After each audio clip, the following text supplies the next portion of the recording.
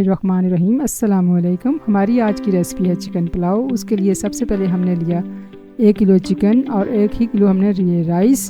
Chicken धो के हमने रख दिया एक साइड पे, साथ में हमने राइस को साफ़ करके धो के रख दिया और साथ में हमने प्याज लिया 1 अदद, उसको हमने ब्राउन कर दिया। उसमें हम ब्राउन करने के साथ हमने डाला सफ़ेद ज़ीरा, तेज़पात और काली मिर्चें डालकर हमने इसे ब्राउन कर दिया। अब हम उसके अंदर डालेंगे चिकन और इसको फ्राई करेंगे जब तक चिकन का कलर चेंज नहीं हो जाता। आहिस्ता आहिस्ता इसको फ्राई करते जाएं जब तक इसका कलर चेंज हो।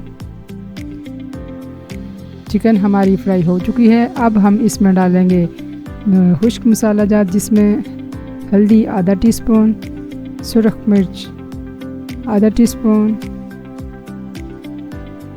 और अब हम इसमें डालेंगे नमक 1 टीस्पून और इनको अच्छे से मिक्स करेंगे। मिक्स करें, अच्छे से मिक्स करें ताकि ये अच्छे से मिक्स हो जाए।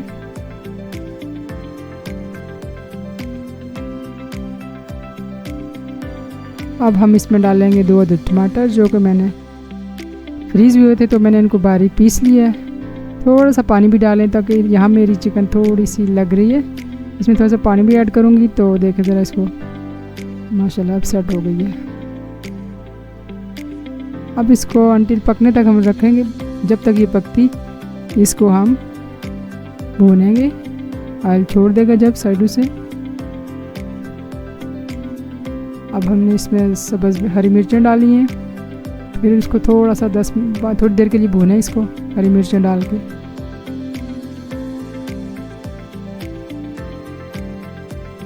भूनते जाएं।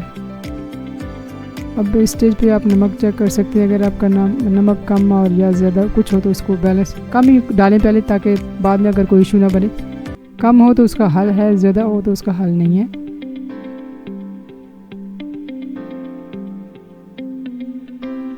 अब हमने इसमें पानी डाल दिया।